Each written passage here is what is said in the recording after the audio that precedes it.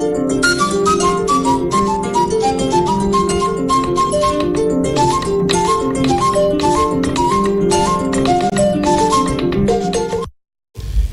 êtes à la source de l'actualité. À toutes et à tous, bonsoir. Les grandes articulations. Les autorités de régulation se retrouvent à Conakry. C'est au compte de la 15e session du Conseil africain des régulateurs. Entre autres sujets à débattre, la construction d'un marché numérique africain intégré et compétitif. Équipement et modernisation des médias, la radio rurale de Forikaria renoue avec de meilleures conditions de travail. La capacité de ce média de proximité est nettement accrue. En plus, on note l'autonomie de cette station en énergie. À plusieurs endroits du quartier d'Abompa Plateau 2, un réseau de galeries naturelles a été découvert par de nombreux citoyens. Les autorités locales se sont transportées sur le terrain. Les premiers constats à savoir dans cette édition. Bienvenue. Au ministère de la fonction publique, une mission conjointe du Bureau international du travail et du système des Nations Unies. La mission est reçue par Faya François Bourouno. Au menu des entretiens, la mise en œuvre de l'accélérateur mondial pour l'emploi, la protection sociale et les transitions justes. Mamadi Ternakami Soko compte rendu. À Conakry, la délégation du Bureau international du travail, accompagnée du système des Nations Unies, échange avec le ministre du Travail et de la fonction publique, accompagné de ses cadres techniques. À travers l'initiative Accélérateur mondial pour l'emploi, la protection sociale et les transitions justes, il est question d'appuyer les autorités guinéennes à la mise en œuvre de la politique nationale de l'emploi et l'alignement de l'accélérateur mondial aux objectifs du programme Simandou 2040. C'est vraiment d'essayer d'ancrer cette initiative de l'accélérateur mondial dans les réalités de la Guinée, que cette initiative, évidemment, s'inscrive totalement dans la vision, l'ambition de la Guinée à travers son programme Simandou 2040. Donc, les synergies existent déjà, il s'agit vraiment de les concrétiser. L'objet de notre mission, c'est vraiment de sensibiliser, de favoriser l'appropriation par tous les acteurs qui vont devoir mettre en œuvre cette initiative. La Guinée fait partie des premiers pays à intégrer l'accélérateur mondial. C'est une initiative du secrétariat général des Nations Unies visant à appuyer les pays qui partagent les perspectives de création d'emplois décents, mais également de soutien au système de protection sociale, de souscrire pour développer des initiatives allant dans le sens de la mise en œuvre de leurs objectifs de développement. Et c'est dans ce cadre que la Guinée, depuis juin 2024, a manifesté son intention de faire partie des premiers pays dans lesquels cette initiative doit être implémentée. Et donc le programme va être mis en œuvre. Nous aurons l'appui de ses partenaires techniques et financiers parce que c'est une initiative conjointement soutenue par le système des Nations Unies et le groupe de la Banque mondiale. Donc ça va permettre à la Guinée de mettre en œuvre des programmes, des plans d'action allant dans le sens de la création d'emplois à travers la mise en œuvre de la politique nationale d'emploi de notre pays. Cette rencontre marque une étape supplémentaire dans le partenariat entre la Guinée, le BIT et les Nations Unies. Partenariat qui vise à installer une gouvernance de travail plus inclusive et à soutenir la transformation socio-économique de la Guinée. Apparemment, c'est un lundi mouvementé à Conakry, retrouvailles des autorités de régulation. C'est dans le cadre de la 15e session du Conseil africain des régulateurs. La rencontre ouvre la voie à l'événement Transform Africa Summit. Parmi les sujets à solutionner, la construction d'un marché numérique africain intégré et compétitif à travers le monde. Marie-Angélique Bangoura. Conakry est cette semaine la capitale africaine du numérique. La ville a accueilli ce lundi la 15e session du Conseil africain des régulateurs. Une rencontre de haut niveau réunissant les représentants de 15 pays, dont la Guinée, le Rwanda, l'Afrique du Sud, le Gabon et le Ghana. Cette semaine, les chefs d'État se réuniront pour le 12e Conseil d'administration de Smart Africa. Toutes les décisions qu'ils prendront sont issues de vos travaux, car 15 n'est pas une réunion de plus. C'est un signal d'une Afrique qui contrôle son destin numérique, avec responsabilité, avec confiance et selon ses propres termes. Organisé en amont du Transform Africa Summit, le sommet de l'Union africaine consacré au numérique, cette session vise à harmoniser les positions africaines face aux grands enjeux technologiques. Elle constitue un espace stratégique de réflexion et de concertation pour définir des orientations communes qui seront présentées aux chefs d'État et de gouvernement. L'avenir du numérique de l'Afrique ne se traduira pas par la fragmentation, mais par l'unité, la solidarité et la vision partagée. Cette vision, notre pays, la Guinée, s'efforce à la traduire dans les faits à travers des programmes structurants comme le programme Simandou l'an 2040. Les recommandations issues de Conakry devraient nourrir les travaux du Transform Africa Summit et contribuer à la mise en place d'un cadre africain cohérent pour relever les défis du digital. Place maintenant à la stratégie nationale d'économie bleue. La capitale guinéenne abrite l'événement et se fixe pour défi de jeter les bases d'une politique nationale intégrée autour de la gestion durable des ressources marines. C'est dans l'optique d'uniformiser les textes à l'échelle continentale, j'allais dire. Algassimoba, explication. La Guinée, avec ses 300 km de littoral, ses riches zones de pêche, sa biodiversité marine ou encore ses voies navigables intérieures, dispose d'un immense potentiel encore sous-exploité. Mais sans stratégie cohérente, ses atouts risquent d'être mal exploités, voire perdus. L'objectif de ces assises de Conakry, faire de l'économie bleue un moteur de croissance, un levier pour la sécurité alimentaire, mais aussi et surtout un outil de résilience face au changement climatique. Il y a des enjeux qui sont d'aligner cette stratégie à celle régionale, c'est-à-dire que la stratégie de l'Union africaine. Mais également, les prochaines étapes, nous devons avoir un plan d'action ou un plan d'investissement au niveau national sur l'économie bleue. L'arrivée de l'Union africaine dans nos murs aujourd'hui consiste à aligner le plan stratégique qui existe au niveau national, de l'aligner aussi avec l'Union africaine. À travers cet espace d'échange, la Guinée franchit une étape décisive vers la valorisation de ses ressources bleues. Une dynamique qui s'inscrit dans la vision continentale portée par l'Union africaine pour une Afrique prospère, durable et tournée vers l'avenir. Il a été demandé que les États membres de l'Union africaine puissent aligner leur stratégie nationale sur la stratégie africaine de l'économie bleue. Si l'on prend le continent en tant qu'une seule voie, vous vous rendez compte que toutes les potentialités que ce continent-là a peut faire en sorte que l'Afrique devienne le premier pôle de développement dans les prochaines années. Et l'agenda 2063 est dans cet élan-là. Ces assises de Conakry est un engagement collectif pour que l'économie bleue devienne un pilier du développement national au service des populations et des générations futures. Pendant ce temps, la radio rurale de Forikaria sort de sa léthargie. La station renoue avec la modernisation. Des équipements sont mis à disposition. Techniciens et journalistes retrouvent le confort de travail. Que dire des auditeurs pour le confort d'écoute? La puissance de ce média de proximité est revue à la hausse, mais pas seulement. L'autonomie de cette station en énergie devient une réalité. Kerno Ousmane Diallo. Au cœur de la stratégie du ministère de l'Information et de la Communication pour la réussite de la communication sur le projet Simandou, la radio rurale de Forikaria, une station considérée comme l'une des plus stratégiques dans le réseau des radios rurales.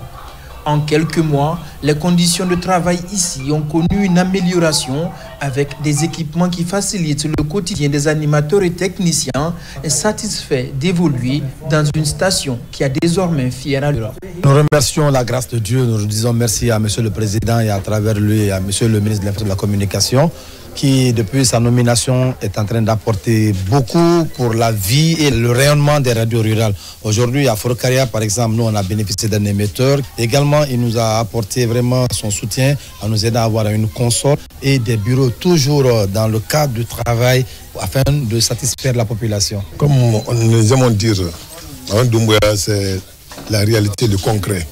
Ces ministres ont emboîté les pas, dire la Guinée n'a pas besoin des bonnes paroles, des belles phrases. On a besoin des hommes concrets sur le terrain. Ce qu'on a vu ces derniers temps, ça a pu galvaniser la force de tout le bon Guinéen. Je vous dis la réalité, la RRI, elle est écoutée partout. Moi, je l'écoute. C'est ma radio préférée. Parce que ce qu'ils disent, ce qu'ils font, c'est clair. Ils sensibilisent et ils orientent les populations locales qui sont dans les amours, ils sont écoutés. C'est la voix des enfants sans voix. Depuis sa nomination à la tête du département de l'information et de la communication, le ministre Fana Souma a fait de la relance des radios rurales un élément clé dans sa gouvernance, conscient de l'impact de ces radios auprès du monde paysan dans la Guinée profonde. Aujourd'hui, sur le territoire guinéen, il y a exactement 39 stands de radio. Aujourd'hui, la dernière née est à Kourimali. Bientôt, l'inauguration va être programmée par M. le ministre de l'Information et de la Communication. Donc, franchement, nous sommes dans une bonne dynamique grâce au leadership de M. le Président qui fait pratiquement du fonctionnement des radios rurales une priorité. Les actions pour renforcer les radios rurales se poursuivent sur le terrain. Actuellement, des équipes sont déployées pour sécuriser toutes les installations de diffusion à travers le pays. Parallèlement, un plan de renforcement du capital humain est en cours. Récemment, une équipe d'animateurs de la radio rurale a bouclé une formation au Maroc dans le cadre d'un plan établi pour le développement des radios rurales. Par ailleurs, commémoration de l'armistice de 1918, ce 10 novembre marque le 107e anniversaire. À cette occasion, les autorités militaires se joignent à la France. Une journée de mémoire et de reconnaissance. Des produits pharmaceutiques et des vivres sont remis à la direction des pensions militaires. Adjudant-chef Oumar Kamara. L'hymne national de la Guinée et la Marseillaise résonnent pour la commémoration de l'armistice du 11 novembre 1918, marquant la fin de la Première Guerre mondiale, la victoire des Alliés et la défaite totale de l'Allemagne. Cet accord signé met fin à 4 ans d'hostilité qui ont fait des milliers de morts. Ici, au cimetière Boulbini, une herbe de fleurs est déposée par les autorités guinéennes et françaises pour rendre un hommage aux soldats morts pour la métropole. Cet armistice met fin le 11 novembre 1918 à 4 ans d'un combat pour la liberté qui a fait énormément de morts et pour lesquels les peuples d'Afrique ont contribué à la libération de la France. Cette reconnaissance a été aussi matérialisée à l'occasion du 107e anniversaire de l'armistice par l'octroi d'un important lot de produits pharmaceutiques, de fournitures de bureaux, de kits scolaires et de denrées alimentaires. Ces dons remis par la directrice générale des pensions militaires et anciens combattants ont été offerts par la France et la partie guinéenne. Nous avons aujourd'hui l'honneur de recevoir des dons de l'ambassade de France en Guinée. Ce geste de générosité, symbole de la coopération internationale et de l'amitié qui unit nos nations, vise à apporter une aide concrète à nos anciens combattants. C'est un plaisir pour moi. Je remercie la France, ceux qui ont été à la base de cette décoration. Depuis l'avènement 5 septembre, les anciens combattants sont maintenant élevés, considérés. Entouré par la chaîne de commandement militaire, le ministre de la Défense nationale a salué ce principe de redevabilité de la France à l'endroit des anciens combattants. Ce devoir de mémoire de la République française, ce principe de redevabilité morale de la République française vis-à-vis de ses anciens combattants, ceux qui ont combattu pour la liberté. Cette décoration est une exaltation de nos pères qui se sont battus sous le drapeau français. Mais aussi c'est un encouragement pour ceux qui se trouvent sous le drapeau maintenant, car rendre honneur aux morts pour la patrie exalte les vivants qui sont encore sous le drapeau. En guise de reconnaissance pour les loyaux services rendus à la France, 3 anciens combattants ont été honorés des médailles de la Croix du combattant et du titre de reconnaissance de la nation pour leur engagement aux côtés de la métropole. Au chapitre éducation, mise à niveau des enseignants des classes préparatoires, ce sont des enseignants évoluant à l'élémentaire. C'est pour mettre en pratique le nouveau programme élaboré par le département des tutelles, une démarche pilotée par la direction communale de Matoto. Moussa Bangoura. La qualification du personnel enseignant au niveau de l'élémentaire une des priorités de la direction communale de l'éducation de Matoto. Ici au collège Sangoya Nord, entre autres bénéficiaires de cette session de remise à niveau, les délégués scolaires, directeurs d'école et chargés de cours dans les classes préparatoires des établissements d'enseignement public. Ils renforcent leurs capacités sur les nouveaux programmes d'enseignement élaborés par le ministère de l'enseignement préuniversitaire. À la sortie, il faut que l'enseignant qui enseigne les CP soit vraiment bien outillé pour qu'il puisse dispenser de façon correcte le programme, pour que les enfants qui reçoivent ces formations savent lire dès la première année, savent écrire les 26 lettres de l'alphabet. Ces anciens doivent s'y mettre pour que cette utilisation des nouveaux manuels au CP soit quelque chose qui n'est pas du tout étrange pour eux, afin que les enfants puissent tirer le plus grand profit ou le maximum pour le bénéfice de l'éducation guinéenne.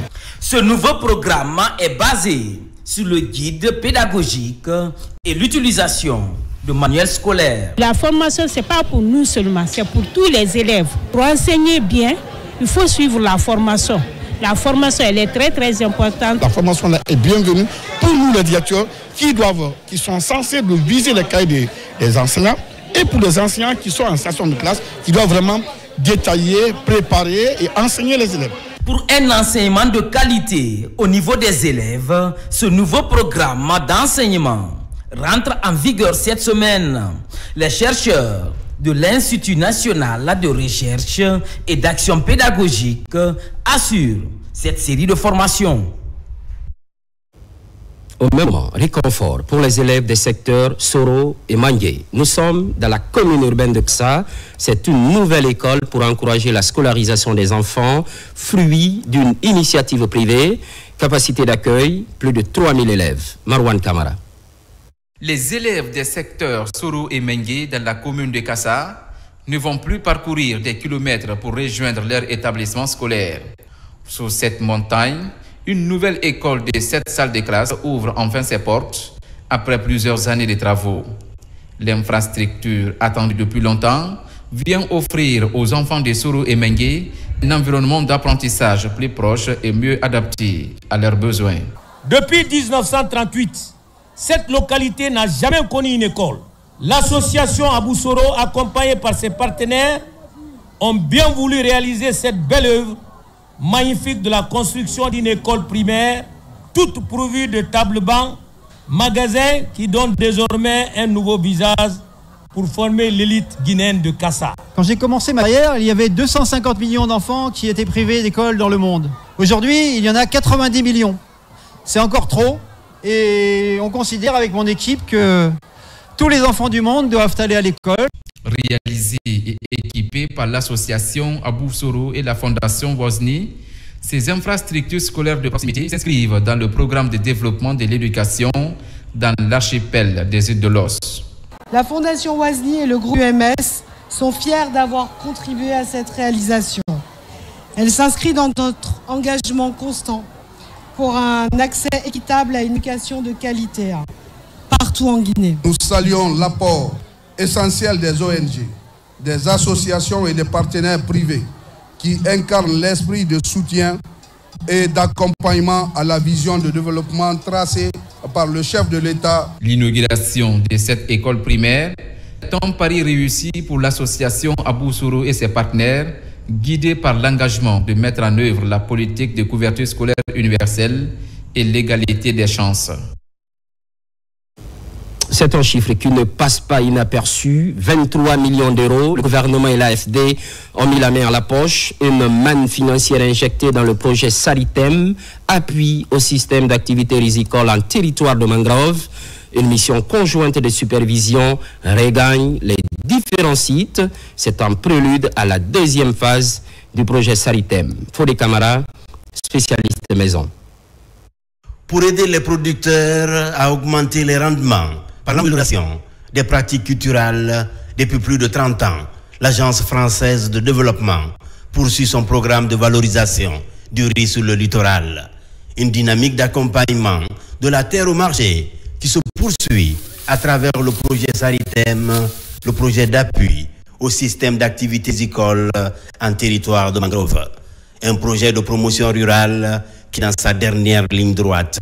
6 000 hectares ont été aménagés, donc ça c'est déjà plutôt une réussite. Quand on parle avec les populations, on voit qu'elles sont satisfaites, on voit que la récolte va être belle.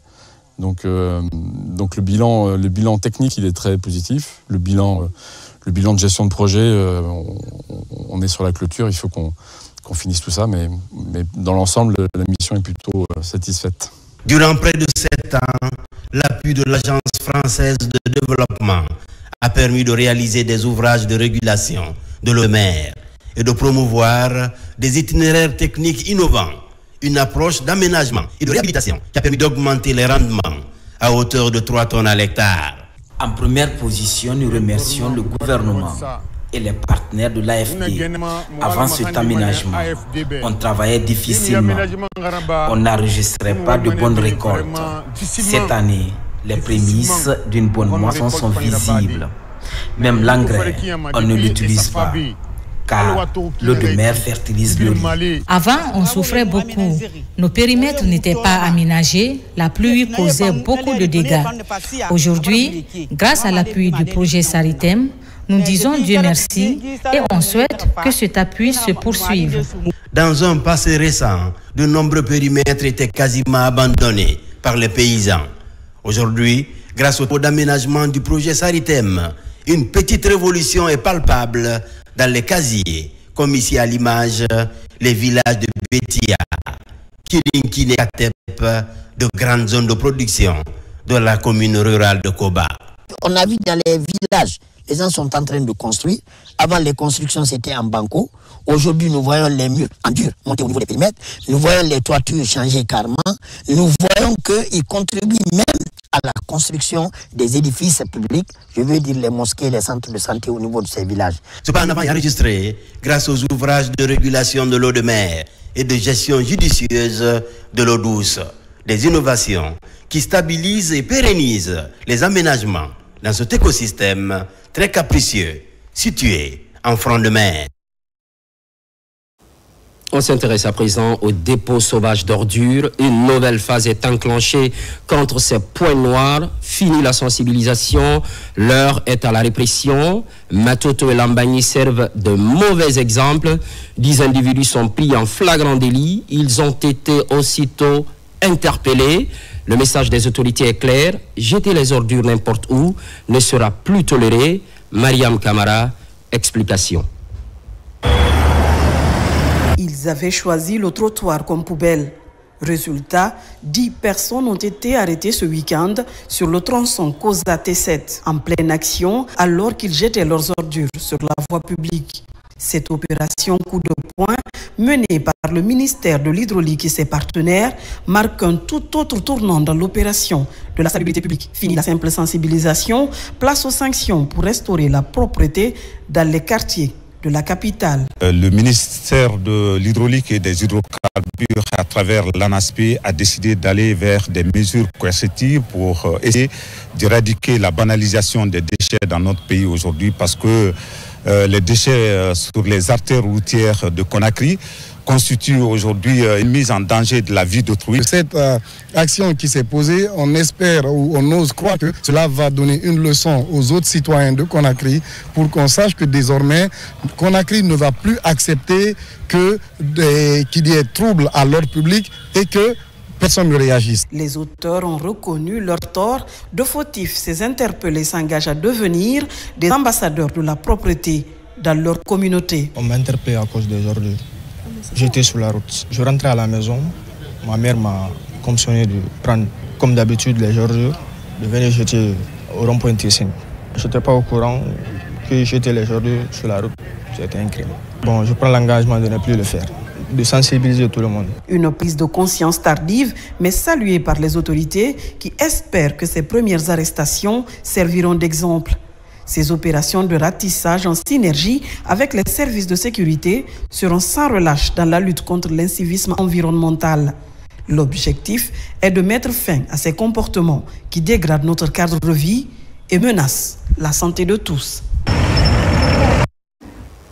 cap sur le domaine de l'agroécologie. Un projet d'envergure cible les paysans des 3 régions naturelles de la Guinée. C'est l'une des retombées de la coopération entre l'Italie et la Guinée. Il se chiffre à plus de 2 millions d'euros pour un délai de 3 ans. Yaya Silla. Le projet Régénère Action Guinée est une transition agroécologique et création de nouvelles opportunités. Il vise à favoriser l'accès à une alimentation durable, saine et nutritive et améliorer les moyens de subsistance grâce à la transition agroécologique en Guinée. Qui parle d'agroécologie parle de l'utilisation des engrais organiques. Qui parle d'agroécologie parle de l'utilisation des semences résilientes. Qui parle d'agroécologie parle avant tout de la santé du consommateur. Ce projet mis en œuvre par l'ONG Elvia en partenariat avec l'ONG CISV, le CISAO de l'Université de Turin, Appio, les organisations paysannes, représente un exemple concret de coopération inclusive entre acteurs publics, société civile, monde académique et secteur privé, italien et guinéen. Fruit de la coopération italienne, ce projet d'une valeur de plus de 2 millions d'euros est mis en œuvre dans les préfectures de Bofa pour la Basse-Guinée, Pita dans la Bas-Guinée et Kankan, Mandiana au compte de la Haute-Guinée. À travers notre action de coopération, nous soutenons les priorités nationales définies par le gouvernement, notamment le programme Simandou 2040. Notre action, donc, vise à renforcer la souveraineté alimentaire du pays, enjeu stratégique pour la stabilité, la santé publique, la paix sociale et le développement économique. Les résultats attendus du projet sont l'amélioration de la diversification agricole et alimentaire grâce à une approche systémique de l'agriculture régénérative. Et puis, cette réalité à plusieurs endroits du quartier d'Abompa Plateau 2, je vous le disais dans le sommaire, il s'agit de la découverte d'un réseau de galeries naturelles. Nombreux citoyens ont fait la remarque. Aussitôt informés, les autorités locales se sont transportées sur le terrain pour le premier constat. Mamadou Alpha Baldé, images et témoignages. Entre considérations mystiques et failles géologiques, chaque y va son appréciation au quartier d'Abompa Plateau 2. Nous sommes dans la commune urbaine de Tombolia. Ici existe depuis plusieurs années un réseau de galeries naturelles jusque-là peu visibles en surface. Seulement, ces dernières semaines, l'inquiétude grandit. De nombreux trous, souvent profonds, sont observés à divers endroits, comme ici, au beau milieu de la route. D'après les informations que nous avons eues des premiers habitants de ce quartier, c'est un tunnel qui date de plus de 30 ans de cela et qui traverse presque 3 à 4 secteurs de notre quartier. Des informations ont été passées au niveau des mosquées pour informer les populations que c'est un fait naturel. C'est pour l'autant ce que nous pouvons dire.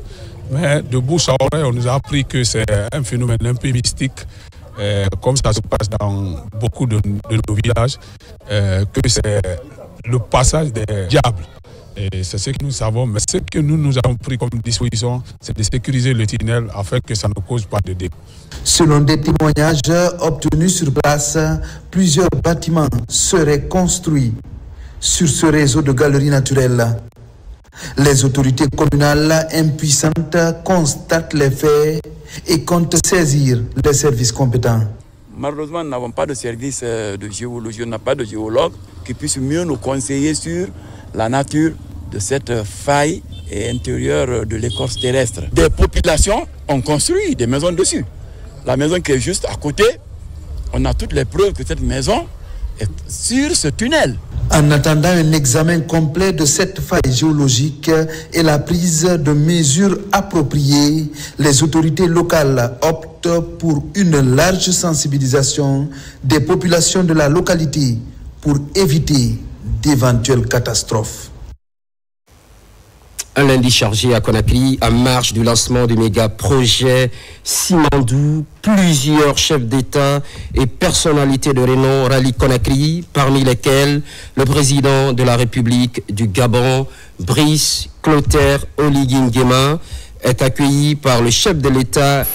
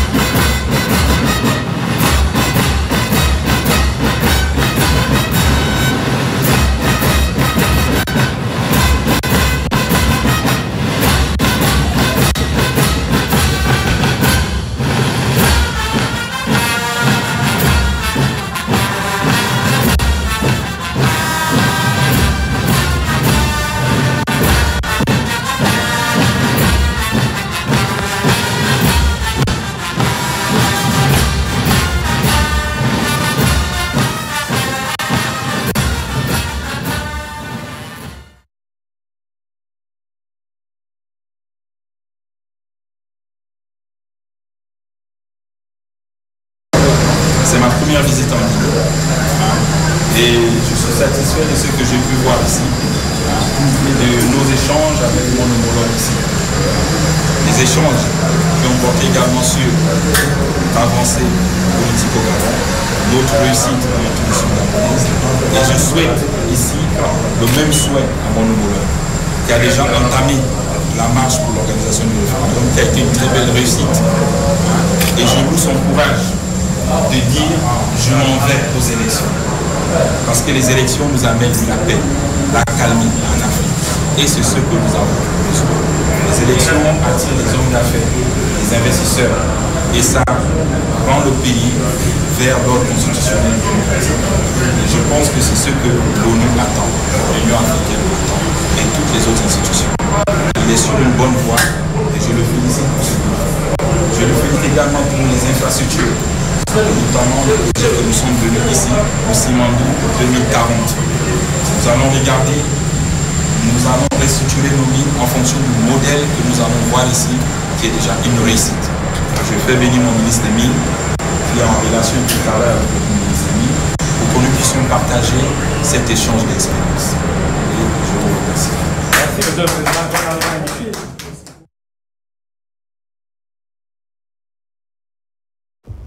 Toujours dans l'actualité, journée mondiale de l'architecture, la Guinée célèbre à l'image des autres pays du monde, instant mis à profit par les spécialistes et le département de l'habitat. Objectif, valoriser le rôle de l'architecte dans l'aménagement du territoire. Mounir Bari.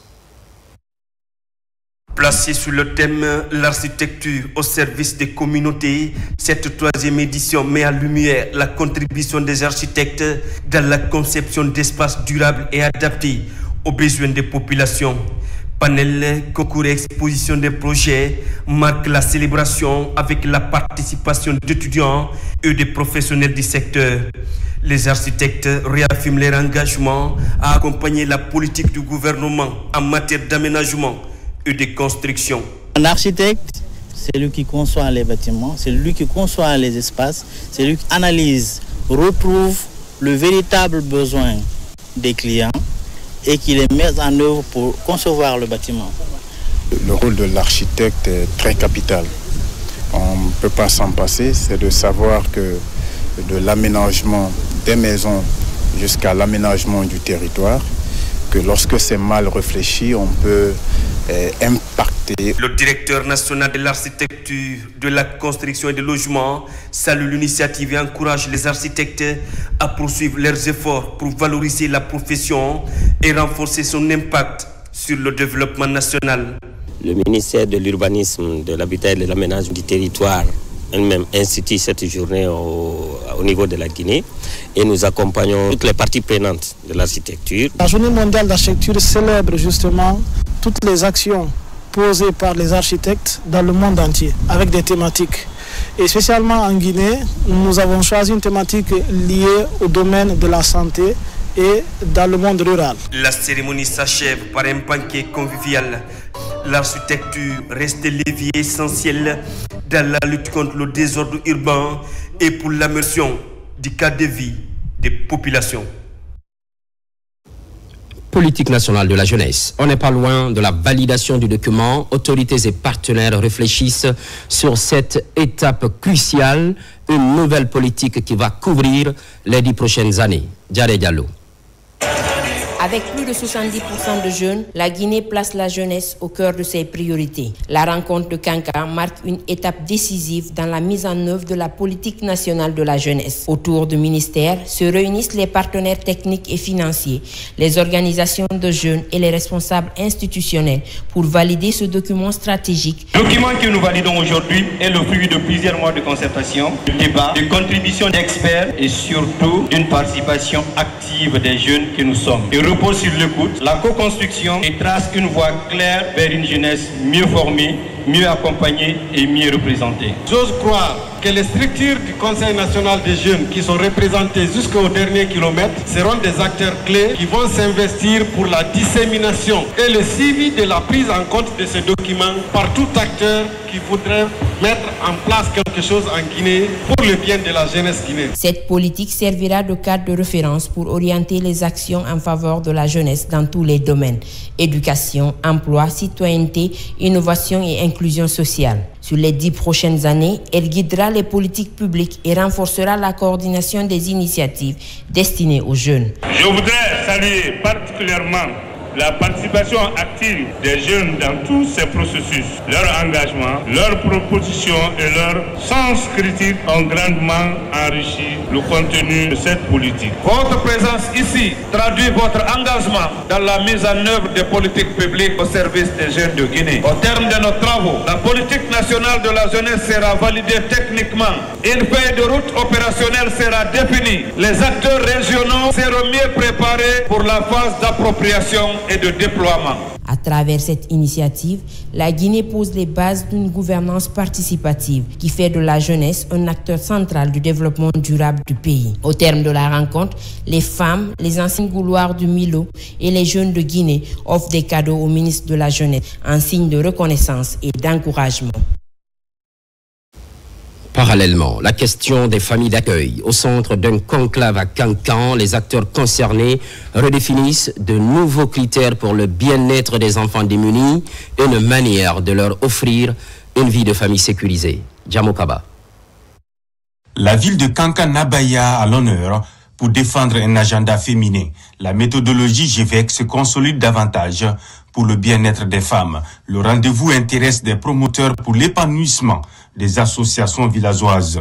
L'approche de micro-épargne et de crédit communautaire est revisitée pour répondre aux besoins financiers des plus pauvres. Concernant l'importance des GVEC, donc cela aussi m'a permis de connaître comment il faut constituer un groupe et comment il faut gérer un groupe, que ce soit des groupes de femmes ou des groupes des hommes. Le groupe là va permettre aux femmes de se prendre en charge. Ma première vision, c'est ça d'abord. Et dès qu'une femme se prend en charge, c'est que c'est un développement qui s'installe dans la localité parce que nous sommes les baromètres de tout développement. Le projet est intitulé « Participation des femmes et jeunes filles à la gestion des ressources naturelles pour une paix durable dans les zones minières de Mandiana, Sigri et Gawal ». Il est mis en œuvre par CARE International pour favoriser l'égalité des sexes et l'autonomisation pour le respect des droits des femmes. CARE a justement à la charge de pouvoir mettre en place des groupements villageois d'épargne et de crédit et pour pouvoir assurer donc l'opérationnalisation de ces groupements villageois d'épargne et de crédit. Cela passe bien sûr par le renforcement de capacités des promoteurs de groupes et des promotrices de groupes qui vont assurer le travail de proximité avec ces GVEC-là. Le grand soutien de cette dynamique, le Fonds de consolidation de la paix des Nations Unies, le PNUD et la FAO participent également à l'expansion de la nouvelle approche pour donner la parole aux femmes en milieu rural. Cette autre initiative de sensibilisation sur la paix, la Concorde nationale, la thématique est au cœur d'une conférence animée par l'érudit de Kindia. Le choix est porté sur la commune rurale de Fossérouré. Autorités et citoyens ont répondu à l'invitation. Labi Kamara. L'érudit de Kindia était cette semaine l'hôte de Taroubéa, Fossérouré, et l'âge Abdul Wakil Alamali Keita avait répondu à l'invitation des populations de cette sous-préfecture pour animer une conférence sur la paix et la concorde nationale en vue d'une Guinée où il fait bon vivre. Une initiative des imams et sages de la localité qui a mobilisé plusieurs fidèles musulmans venus du chef-lieu de la commune rurale et district de Taroubéa, Fossérouré. Ces fidèles, après avoir suivi avec une attention religieuse les informations et la sensibilisation sur ces deux concepts chers aux Guinéens en général, ils ont sollicité l'aide de l'érudit dans la construction de leur mosquée principale et l'obtention d'un forage. La population de Taroubéa Fossérouré est ravie parce que notre demande qui nous prévaut actuellement, c'est le problème de notre mosquée qui est primordial là où nous prions. Il a pris ça en charge. Le problème du forage qui nous encombre de plus, il a pris ça aussi en considération. Sur place, Elhadji Abdoul Wakil Alamali Keïta a donné son accord de principe tout en demandant aux autorités de Taroubeya Fossokouré de libérer le site retenu pour la mosquée en vue d'entamer les travaux dans le plus bref délai.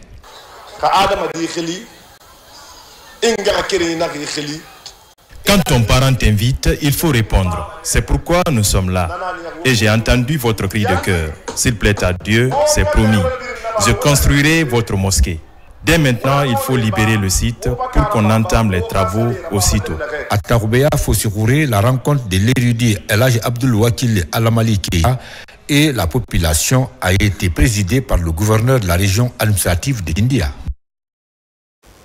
Retour dans la capitale, à Matoto précisément. La jeunesse est à l'école de la citoyenneté, de l'entrepreneuriat et du leadership communal. Une formation de 10 jours pour faciliter l'implication des jeunes dans la consolidation de la paix et de la cohésion sociale. Mariam Diallo. Pour favoriser activement l'implication des jeunes dans la consolidation de la paix, la cohésion sociale et le développement local, le VFD, entendé Service mondial pour la paix, organise un atelier de renforcement de capacité à l'intention des membres du comité de gestion communale et des jeunes leaders de Matoto à travers la commission jeunesse, sport, art et culture. À la fin de la formation, que les jeunes et les leaders forment une équipe pour une meilleure gouvernance au sein de la commune de Matoto. Une gouvernance qui est basée sur la participation, l'inclusion et puis surtout l'intégration. Nous demandons aux participants et aux participantes de le traduire en comportement concret sur le terrain. On dit que la paix, ce n'est pas un mot, c'est un comportement. Le thème porte sur citoyenneté, entrepreneuriat et leadership communal. Les initiateurs de ce projet envisagent de doter la jeunesse de Matoto et les acteurs locaux d'outils pratiques leur permettant de contribuer activement à la construction de communautés pacifiques, résilientes et inclusives. Pour nous, les jeunes jouent un rôle crucial dans la promotion de la paix. Il faut qu'ils aient les outils nécessaires pour être en mesure de jouer pleinement ce rôle qui aide aussi à la durabilité. Nos communes ont besoin de citoyens et leaders fiers de leur identité et conscients de participer activement à la vie de la communauté. Respecter les lois, protéger l'environnement et surtout contribuer au bien commun. À travers ce projet, l'ONG VFD Guinée se veut un espace dynamique dédié à l'émancipation des jeunes à travers leur engagement citoyen.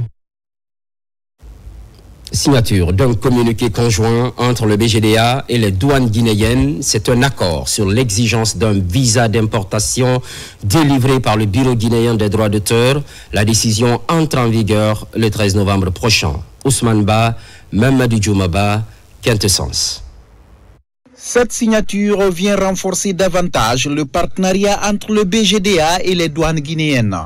C'est un communiqué conjoint relatif à la mise en œuvre de l'exigence du visa d'importation délivré par le BGDA. Un communiqué qui explique tout le processus, de la délivrance du visa jusqu'au prélèvement par les douanes du pourcentage imputé à toute marchandise concernée par la rémunération de la copie privée. Aujourd'hui, les deux directions, BGDA et la douane, se sont mises à l'œuvre pour signer un communiqué conjoint. Le dit communiqué détaille les modalités d'émission de visas par le BGDA, la transmission par les chaînes du BGDA des copies de ces visas à la Direction générale des douanes et l'obligation de la douane à demander aux importateurs de présenter 10 visas comme l'une des conditions, en sus des premières conditions existantes déjà à la plateforme Sidonia pour la délivrance des appareils assujettis à la copie privée. C'est donc une réjouissance de la part de la Direction générale du Bureau guinéen des droits d'auteur. Ce protocole d'accord facilite le paiement et la distribution des droits des créateurs d'œuvres. Pour l'atteinte des objectifs, ces cadres priorisent la sensibilisation. Quand on a ce communiqué, nous allons sensibiliser les opérateurs économiques. Et pas que nous, mais aussi le BGDA, qui va les sensibiliser.